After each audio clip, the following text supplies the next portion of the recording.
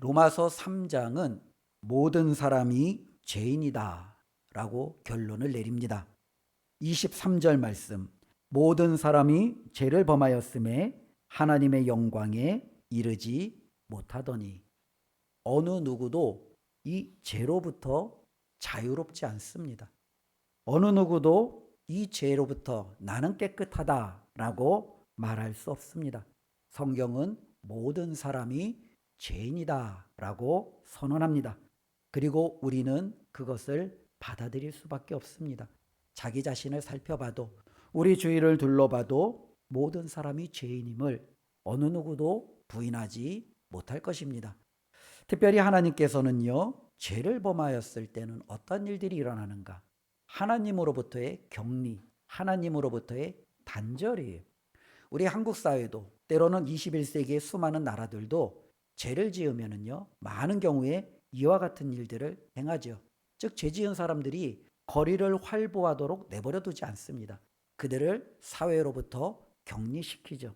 그들을 어쩌면은 안전하게 살아갈 수 있도록 사람들에게서부터 그들을 단절시키는 것을 우리는 바라보죠. 죄라는 것은 어쩌면 저와 여러분들이 하나님께로부터 격리된 거예요. 죄를 짓기 전에는 하나님과 함께였던 우리가 이제는 하나님으로부터 떨어질 수밖에 없고, 하나님과의 관계가 끊어지는, 단절되어지는 이와 같은 어쩌면은 결과가 우리에게 초래된 거죠. 23절은 그것을 말씀해 주고 있습니다. 모든 사람이 죄를 범하여서 하나님의 영광에 이르지 못했다. 하나님과 함께하지 못하는 거죠. 더 이상 하나님과의 가까이 나아갈 수 없다라는 것을 우리에게 말씀해 주고 있습니다. 많은 사람들이 살아가면서 굉장히 힘든 고통이 뭐냐, 굉장히 어려운 것 중에 뭐냐라고 할 때 많은 부분들 중에 하나 나오는 게 외로움이에요. 외로움. 격리예요. 혹은 단절이에요. 즉, 이 세상에 나 혼자만 있는 것 같은 그와 같은 고통. 세상 사람으로부터 내가 단절되고 격리되어서 고통받고 있다라는 그와 같은 사실. 이것이 사람들에게 굉장히 힘든 거죠. 저는 이제 그 군 생활했을 때 그 강원도 이제 전방에서 이제 휴전선 근무를 이제 한 적이 있는데요. 이 휴전선 근무를 한 7개월 정도 이제 했었습니다. 근데 이 7개월 동안에 제일 힘든 게 뭐냐? 육체적으로는 별로 힘든 게 없어요. 육체적으로는 그냥 경계 근무만 쓰면 되는 거예요. 한 번 나가면 한 8시간 정도 근무를 쓰는 건데, 뭐 그게 그렇게 힘들진 않아요. 그런데 문제는 세상하고 이제 격리가 되는 거예요. 휴전선에 들어가니까 휴가도 때로는 외박도 이제 모든 것들이 이제 끊어지는 거고, 이제는 거기에 가니까 사람도 못 만나는 거예요. 사람이라는 것은 같이 함께 내무반에서 생활하는 요 40명. 이 40명하고만 그냥 7개월 동안 있는 거예요. 그러니까 세상에 뭐가 있는지 아무것도 모르는 거예요. 이와 같은 단절이, 때론 이와 같은 격리가 굉장히 많이 힘들더라고요. 그래서 이제 예전에는 그렇게 전방이라든지 그런 초소에서 근무한 사람들이 이런 외로움 때문에 스스로의 목숨을 끊는 그와 같은 일들이 비일비재하게 일어났었어요. 저 있었을 때에도 옆에 있는 초소에서 뭐 수류탄으로 이제는 이제 스스로 목숨을 끊는 그와 같은 사고도 일어났고요. 근데 그런 많은 사고들 중에가 이와 같은 사회로부터 자기 혼자 버림받았고 나 혼자 내버려졌다라는 이런 격리의 고통을 사람들이 참지 못하고 그와 같은 일들을 행했던 것들을 기억합니다. 어쩌면 죄라는 것은요, 우리가 하나님과 함께 있어야 되는데, 하나님의 영광에 함께 참여해야 되는데, 이 죄는 저와 여러분들을 하나님으로부터 완전히 끊어내는, 하나님으로부터 완전히 격리시키고 단절시키는 그와 같은 결과를 초래했다라고 성경은 말하고 있습니다. 그래서 여기에서부터 모든 사람의, 인간의 아픔과 고통과 어려움이 시작이 되어지는 거예요. 그런데 성경에는 보면은요, 하나님은요, 여전히 우리를 사랑하신다라는 거예요. 여전히 우리는 죄를 지은 죄인이에요. 하나님은 죄인을 사랑하시나요? 하나님은 죄인을 사랑하세요. 그런데 문제는 하나님은 그 죄인이 가지고 있는 그 죄는 사랑하지 않아요. 그 죄인이 가지고 있는 그 죄는 미워하세요.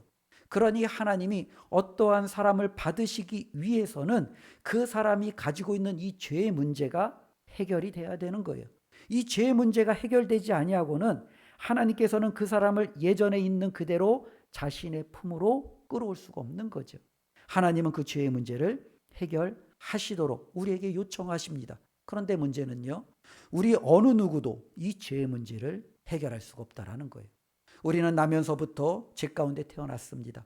우리는 그냥 누군가가 가르쳐 주지 않아도 알아서 죄 가운데 우리는 살아가고 이 죄를 행하는 데 익숙하고 이 죄를 우리는 떠나서 살아갈 수가 없어요. 그러니 우리 스스로는요, 이 죄의 문제를 해결할 방법이 없는 거예요. 하나님께서는요, 우리가 해결할 수 없는 이 죄의 문제를 해결하여 주셨는데 하나님께서는 이 죄의 문제를 어떻게 해결해 주셨습니까? 24절 말씀입니다. 우리 함께 읽겠습니다. 그리스도 예수 안에 있는 속량으로 말미암아 하나님의 은혜로 값없이 의롭다 하심을 얻은 자 되었느니라. 예, 하나님께서는요 어떻게 죄 문제를 해결해 주셨어요? 예수 그리스도를 통한 속량, 예전 성경에는 구속이라고 기록되어져 있죠. 예수 그리스도를 통한 구속으로 우리의 모든 죄를 사하여 주셨다라는 거예요. 특별히 예수 그리스도께서 우리의 죄값을 대신 지심으로 하나님께서는 이와 같은 놀라운 일들을 이루셨다라고 성경은 선언하고 있습니다. 예수 그리스도 안에만 구원이 있다라고 선언하고 있습니다. 사도행전 4장 12절에 보면 바울이 다음과 같이 선언합니다.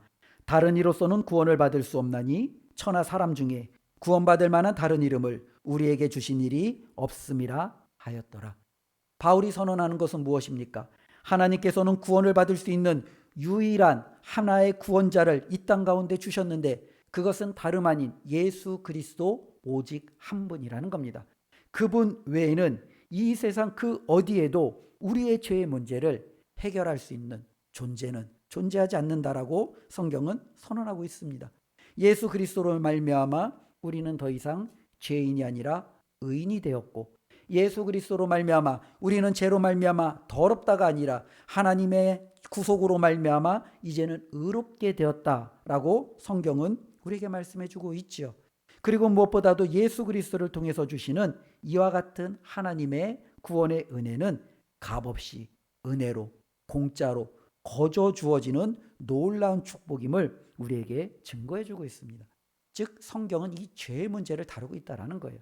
수많은 종교들이 존재합니다. 각각의 종교들은요 어떤 문제를 다루고 있을까요? 각각의 종교들은요 어쩌면 좀 더 나은 삶을 위해서 혹은 좀 더 나은 내세를 위해서 아니면 우리의 좀 더 인격적인 수양과 때로는 세상과는 좀 구별되는 삶을 위해서 저마다 여러 가지 많은 것들을 나타낼 수 있겠죠. 어쩌면 불교는요 인격의 수양에 좀 더 초점이 맞춰져 있는지도 모르겠습니다. 스스로를 내려놓고 비우고 해탈하고 어쩌면 자기 자신이 좀 더 나은 수준으로 나아가는 것을 요청할지도 모르겠죠. 어떠한 종교들은요 우리 교회에서 말하는 것처럼 구원의 방점을 두고 정말로 자신들의 가르침과 교리를 선언할 수도 있겠지요. 특별히 교회에서도 선언하는 것은요 우리의 구원에 어쩌면 우리가 하나님의 영광에 이르는 것에 그 무엇보다도 큰 관심이 있어요. 그런데 이 교회는요 정말로 이 하나님의 말씀은요 우리가 이 하나님의 영광에 이르기 위해서 해결해야 될 한 가지 문제를 지적하고 있는 거예요. 그게 바로 뭐예요? 죄 문제라는 거예요. 이 죄 문제를 해결하지 않고는 하나님께로 갈 수가 없다라는 거예요. 그러면 이 죄 문제를 우리가 어떻게 해결해야 되냐? 방금 말씀처럼 예수 그리스도를 통한 죄 문제가 해결되어질 수 있다라고 성경은 말씀하고 있는 거예요. 예수 그리스도 안에만 구원이 있다라고 거듭거듭 우리에게 선포하고 있다라는 거예요. 그러면 우리는 또 한 번 하나님 앞에 물어볼 수 있어요. 하나님, 어떻게 하나님께서는 예수 그리스도를 통해서 이 죄 문제를 해결하셨습니까? 라고 질문한다면 25절에 하나님이 어떻게 그 문제를 해결했는지 우리에게 말씀해 주고 있죠. 우리 25절 한번 읽겠습니다. 이 예수를 하나님이 그의 피로써 믿음으로 말미암는 화목제물로 세우셨으니 이는 하나님께서 길이 참으시는 중에 전에 지은 죄를 간과하심으로 자기의 의로우심을 나타내려 하심이니. 즉 하나님께서 어떻게 죄 문제를 해결하셨습니까? 하나님이 우리의 죄 문제를 해결하기 위해서 예수님을 뭘로 내어주셨어요? 화목제물로 내어주셨다는 거예요. 구약에 보면은요 여러 가지 제사가 있어요. 우리가 잘 아는 속죄제, 속건제, 그렇죠? 화목제. 때로는 그게 많은 또 제사의 형식에 따라서도 많은 제사를 우리가 나눌 수 있어요. 그런데 앞에 말하는 속죄제와 속건제는요 목적이 뚜렷해요. 무엇을 위한 제사예요? 죄를 용서받기 위해서 하나님 앞에 드리는 거예요. 내가 정말로 의도적으로 지은 죄든 때로는 부지불식간에 의도치 않은 죄를 지었든 내 안에 있는 이 죄를 하나님 앞에 용서받기 위해서 속죄제와 속건제라는 제사 형식을 통해서 하나님 앞에 나아가 죄 용서를 받는 거예요.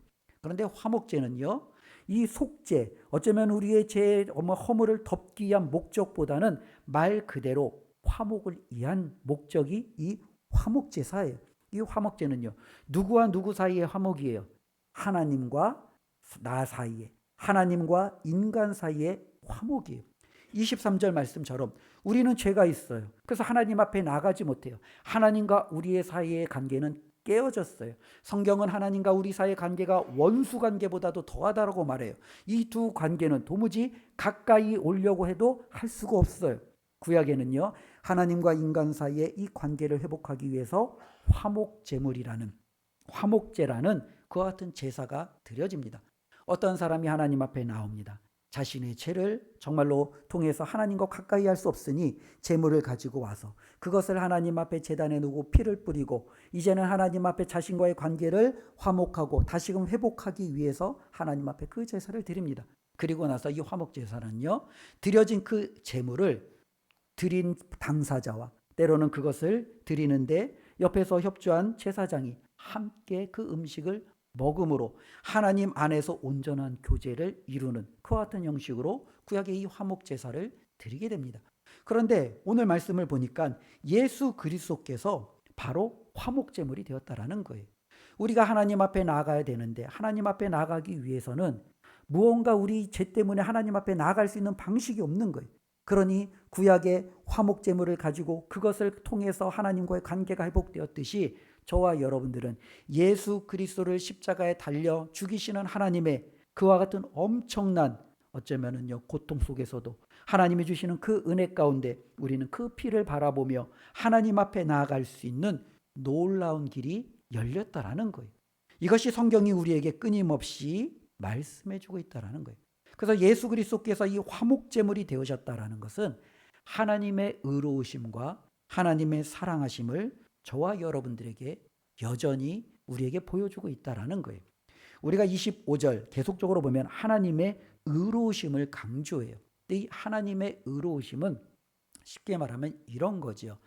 벌 줄 자에게 벌을 주고 상 줄 자에게 상을 주는 것. 쉽게 말하면 이게 의로움이에요. 우리가 이 땅 가운데서 불의하다라고 생각하는 사람들이 이런 거죠. 당연히 벌 받아야 되는데 그 사람에게는 벌을 안 내려. 당연히 상을 받아야 되는데 그 사람의 것을 빼앗아서 다른 사람들에게 줘. 많은 사람들이 여기에 뭐예요? 분노하는 거예요. 오늘날 한국 사회에 보면은 수많은 재판들이 일어납니다. 근데 이 수많은 재판들을 바라보면서 많은 사람들이 분노하는 것들이 이런 거지요. 몇백 원 때문에 어떤 사람은요 형벌을 처하고 때로는 그 사람은 직장을 잃어요. 당연히 잘못했어요. 불의한 거예요. 그러니 그것에 대한 책임을 받아야 돼요. 그런데 수십억 수백억을 탈세하고 그것을 횡령해도 그 사람에게는 죄를 묻지 않아요. 사람들이 화가 나는 거예요. 분노하는 거예요. 왜 몇백 원 때문에 그 사람은 그렇게 정말로 직장까지 빼앗고 그 사람의 모든 삶을 그렇게 철저하게 응징하는 그 법이 어쩌면 수백 원과 수십억 원을 탈세하고 때로는 사기쳐서 횡령하는 그 사람들에게는 아무런 조치도 취하지 않느냐. 이것이 사람들에게 굉장히 반감을 일으키는 거죠. 이것은 우리가 바라볼 때 의로운 게 아니에요. 그렇지요. 의로움이라는 것은 당연히 죄에 대해서는 철저하게 그것이 크고 작든 그것에 합당한 대가를 치르게 하는 거예요. 당연하지만 옳은 것에 대해서는 그것을 인정할 줄 알고 상 줄 만한 자에게는 상을 줄 줄 아는 것, 이것이 바로 의로움이에요. 근데 하나님이 의로우시대요. 하나님은 죄에 대해서는 철저하게 하나님은 그것을 벌하실 거예요. 그런데 하나님이요 구약의 수많은 사람들이 죄를 지었음에도 아담 이후에 수많은 사람이 죄를 지었음에도 하나님이 바로바로 그들에게 죄값을 묻지 않았어요. 방금 말씀처럼 하나님이 어떻게 해요? 그 모든 것들을 참아내셨어요. 기다리셨어요. 하나님께서 여전히 그 부분에 대해서 하나님께서 정말로 때를 참고 기다리시는 하나님의 모습을 바라보십니다. 왜 그러셨어요? 하나님이 예수 그리스도를 통해서 화목제물을 그들에게 보내주심으로 이제는 그것을 결과를 통해서 이제 자신의 의로우심을 드러내겠다라는 거예요.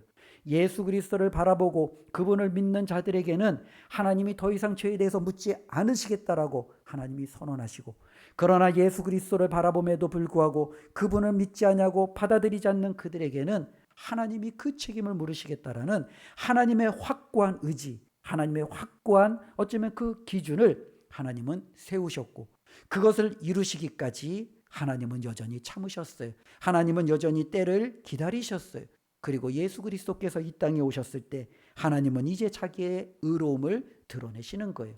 이제는 확실하다라는 거예요. 세상에 있는 모든 사람들은 죄인입니다. 그러나 하나님은 이 죄를 사하기 위해서 자신의 하나밖에 없는 예수 그리스도를, 그 아들을 이 땅 가운데 화목제물로 보내주셨습니다.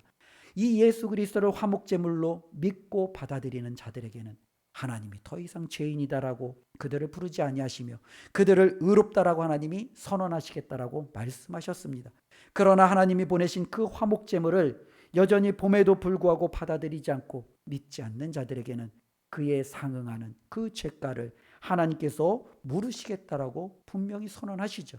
이것이 바로 하나님의 의로우심이라는 겁니다. 어떤 사람이 빚을 졌어요. 근데 이 빚을 지었는데 이 빚을 그냥 그래 내가 그냥 다 사해줄게, 그냥 없게 해줄게. 하나님께서는 이렇게 하시는 게 아니라 그 빚을 대신 갚아주는 거예요. 그러므로 말미암아 그 사람에게 더 이상 그 모든 빚을 그가 이제 묻고 넘어가는 것이 아니라 이제는 나에게 그 어떤 빚도 남지 않는 거죠. 왜요? 하나님이 대신 갚아주셨으니까. 화목제물은 바로 이와 같은 거예요. 우리 안에 있는 이와 같은 죄로 말미암아 당연히 우리는 그 죄에 대해서 하나님의 판단을 받고 죄값을 받아야 되는데, 우리 하나님께서 우리가 받아야 될 그 모든 죄값을 화목제물이신 예수 그리스도에게 다 일임하시고 그분에게 그 모든 죄값을 다 물으신 거예요. 그러니 더 이상 우리는 죄값에 대해서 하나님 앞에 그 어떠한 물음도 받지 않는 거죠. 이미 너의 모든 죄는 예수 그리스도가 십자가에 달려 죽으심으로 다 용서함을 받았어. 이것을 내가 받아들이고 믿기만 하면 돼. 하나님은 이것을 우리에게 요구하셨다라는 겁니다. 이것이 바로 하나님께서 예수 그리스도를 통해서 어떻게 죄의 문제를 해결하셨는지 오늘 우리에게 말씀해 주고 있습니다. 그렇다면 우리는 어떻게 해야 되겠습니까? 예수 그리스도를 통해서 하나님께서 이와 같은 놀라운 일들을 행하셨는데 우리가 할 일은 무엇입니까? 우리 27절 말씀 한번 보겠습니다. 우리 27절 함께 읽습니다. 그런즉 자랑할 데가 어디냐? 있을 수가 없느니라. 무슨 법으로냐?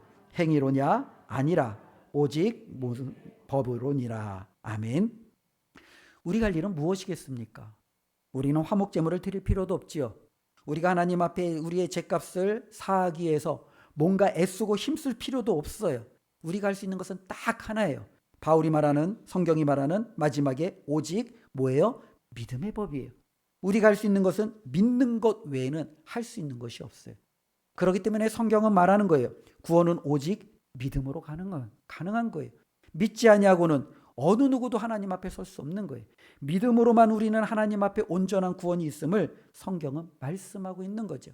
그러니 하나님 앞에 섰을 때 하나님 내가 이렇게 정말로 잘 살아서, 하나님 내가 이렇게 열심히 해서 하나님이 나를 구원해 주셨습니다. 아니에요.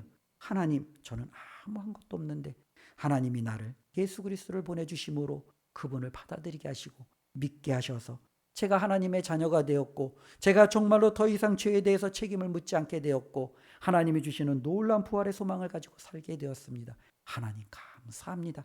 이것이 저와 여러분들의 삶 속에서, 우리들의 입술 속에서 나타나는 한 가지 하나님 앞에 드릴 수 있는 유일한 것 아니겠습니까?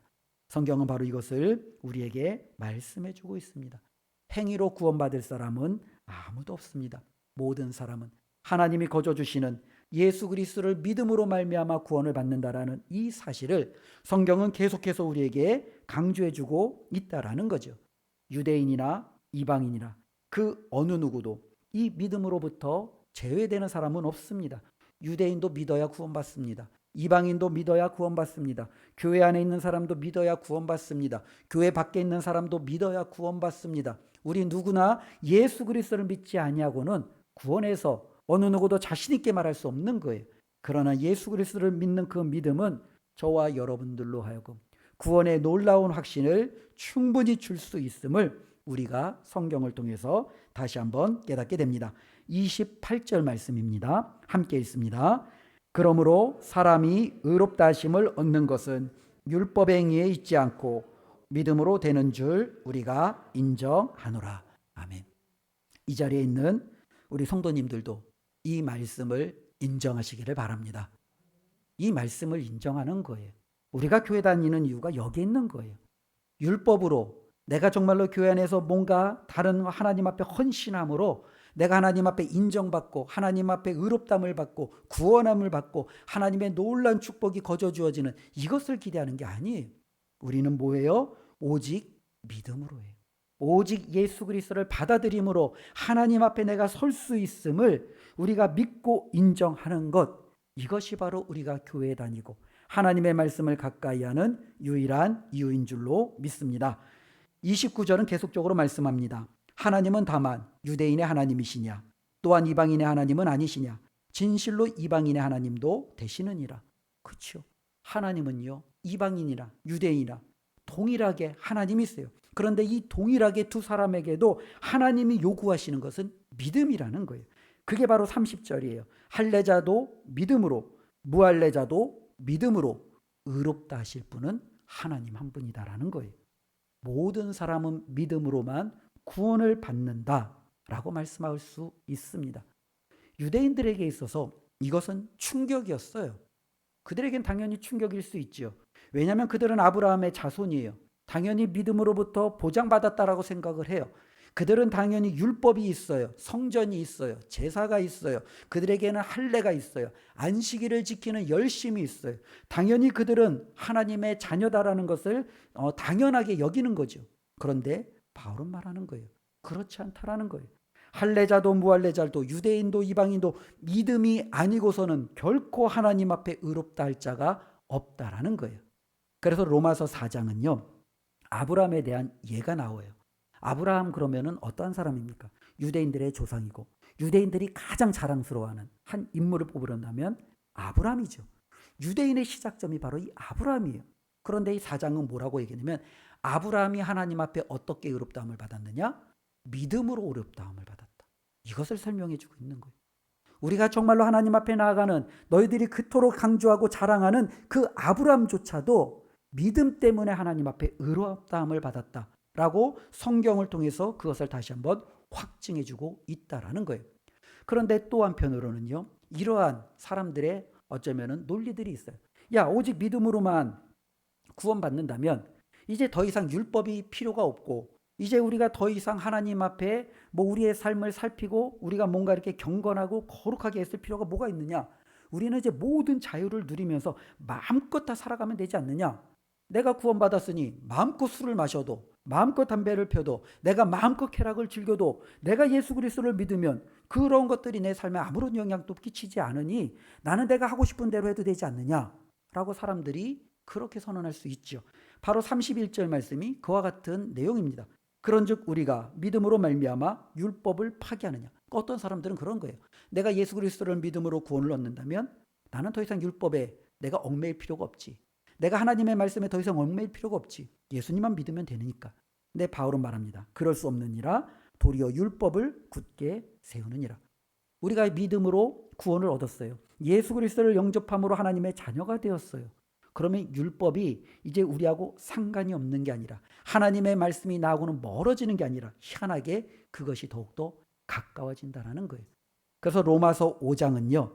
믿음으로 의롭다함을 받은 우리가 이제는 어떠한 삶을 살아가야 되는지에 대해서 설명해 주고 있다는 거죠. 이것이에요.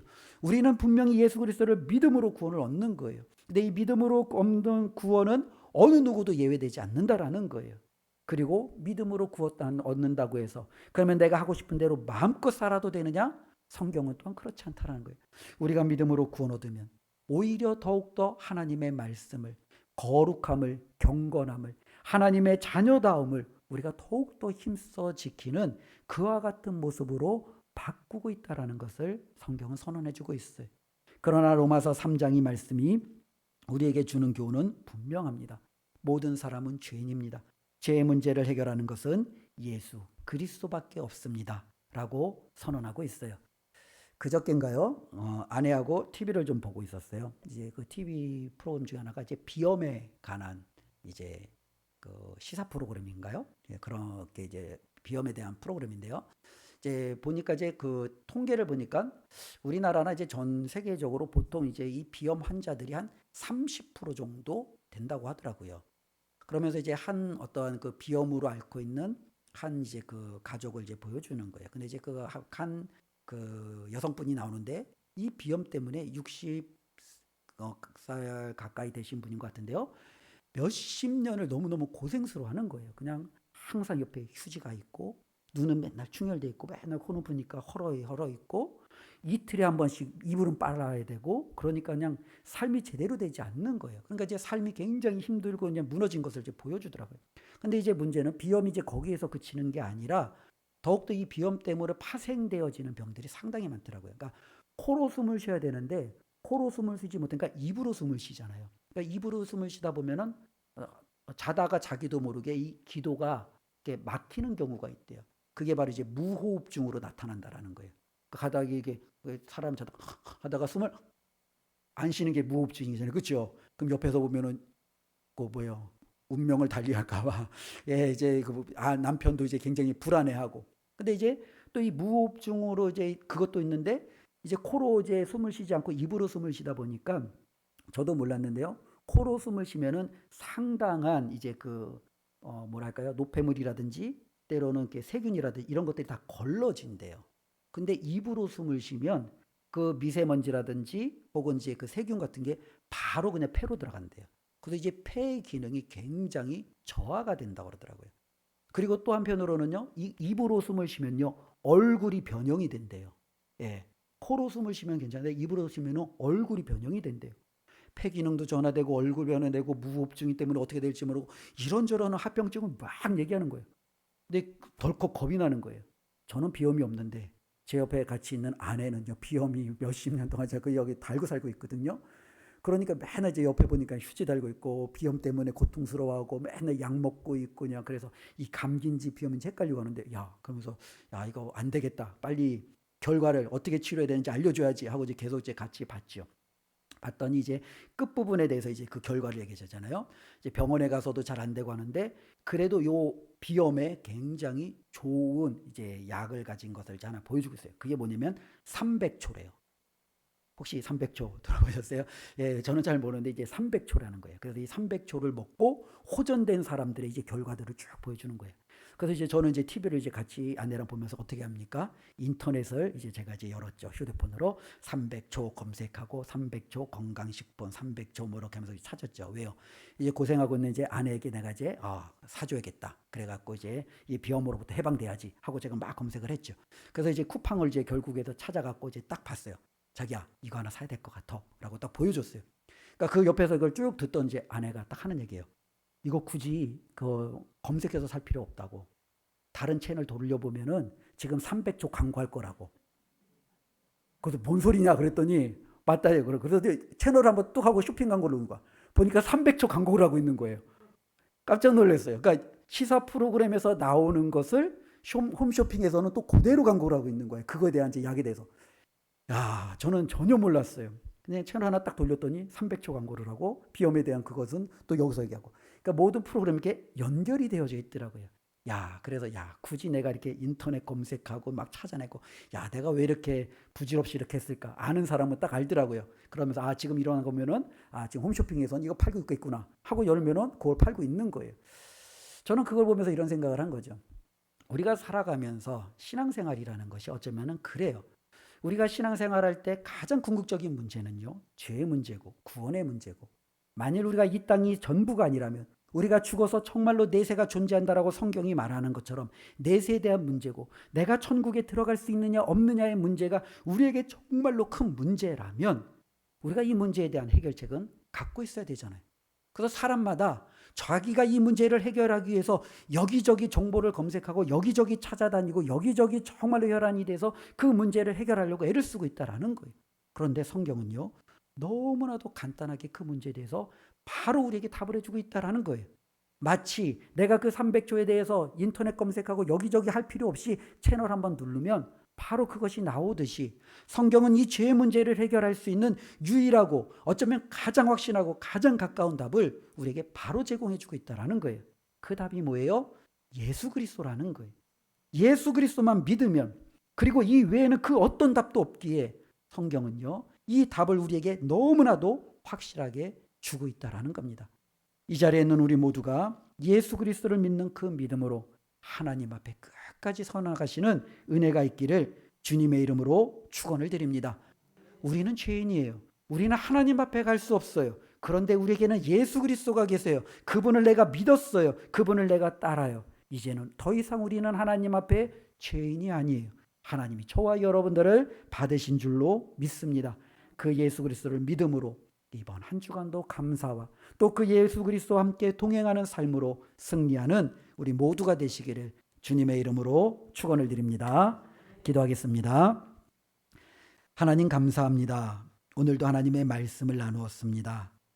모든 사람은 죄인이다 라고 성경은 선언합니다.